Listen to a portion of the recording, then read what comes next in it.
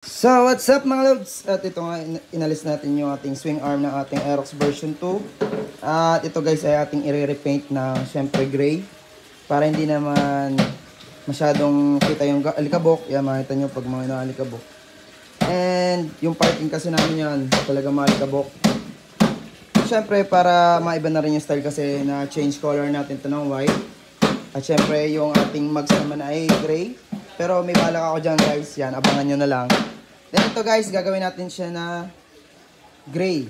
So let's go guys, and lihahin na natin tapos kakabit natin mamaya, papakita ko sa inyo yung finished product na ito. Let's go! So yan guys, ito yung ating swing arms ng Aerox version 2. Makita nyo napakaganda ng kulay. At ang ginamit natin dyan ay samurai na syempre gray. At syempre itong K1 na clear. At so yan guys, yung kanalabasan niya.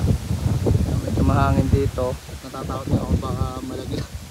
Pero yun ang pinaka-safe na place dito sa at yan guys, patutuyin lang natin. Then kabit na natin mamaya.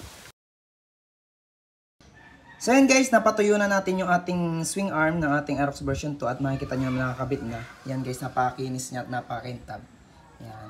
Then ito na guys, yung kulay niya bumagay talaga doon sa ating Aerox, lalo sa puti. Yan, makikita nyo naman. Yan. At syempre, ang purpose nito guys na gray na to ay kahit maalikabok din siya masyadong pansinin.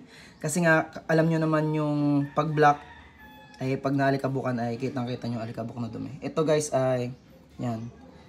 Ika nga dagdag pogi na, tapos hindi pa masyadong maduming tingnan. Yan, yun ang kinagandahan ng gray. At syempre guys, yung motor ko kasi magti 3 years na ngayong July. Eh syempre, marami na ring hairline and gas-gas doon sa ating swing arms. Kaya napakaganda nito guys. Yan. At para sa mga gusto mag-DIY, napakadali lang naman guys. At tatanggalin nyo lang yung tambutso. Tapos yung dalawang tornilyo dito. Tapos yung, syempre yung sa gulong, yung nut. Tapos yung sa shock. Yan, mabubunot yun sa plug and play naman yan guys. Tapos yan, repaint nyo na. Tapos pagka repaint nyo, kung paano nyo siya alisin, ay ganun din yung pagkakabit.